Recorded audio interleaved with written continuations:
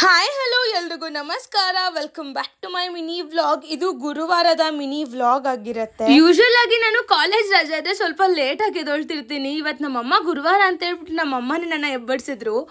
ಅಕ್ಕ ಅಥವಾ ಅಮ್ಮ ನೀರ್ ಹಿಡ್ಕೋತಾರೆ. ನನ್ಗೆ ಇವತ್ತು ಸ್ವಲ್ಪ ಟೈಮ್ ಇತ್ತು, ಬೇಗ ಎದ್ದಿದ್ದೆ ಅಂತ ನಾನೇ ನೀರ್ನ ಹಿಡ್ಕೊಂಡೆ.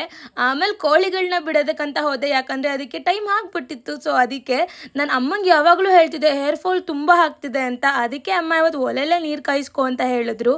ತಿಂಡಿಗೆ ಇವತ್ತು ಪುಳಿಯೋಗರೆ ಮಾಡ್ಕೋತಿದ್ದೆ. ಅದೇ ಗ್ಯಾಪ್ ಅಲ್ಲಿ ಒಲೆಯಲ್ಲಿ ನೀರ್ ಕಾಯಿಸ್ಕೊಂಡಿದ್ ರೀಸನ್ ಒಂದೇ, ಸೋಲಾರ್ ಅಥವಾ ಗೀಸರ್ ಅಲ್ಲಿ ನೀರ್ ಯೂಸ್ ಮಾಡ್ತಿರೋದ್ರಿಂದ ಹೇರ್ ಫಾಲ್ ಆಗ್ತಿದೆ ಅಂತ ನನ್ನ ಮೈಂಡ್ ಅಲ್ಲಿ ಇತ್ತು. ಅದಕ್ಕೆ ಅಮ್ಮ ಇನ್ನೊಂದು ಸ್ವಲ್ಪ ದಿವಸ ಈ ನೀರ್ನ ಯೂಸ್ ಮಾಡು ಅಂತ ಹೇಳಿದ್ರು.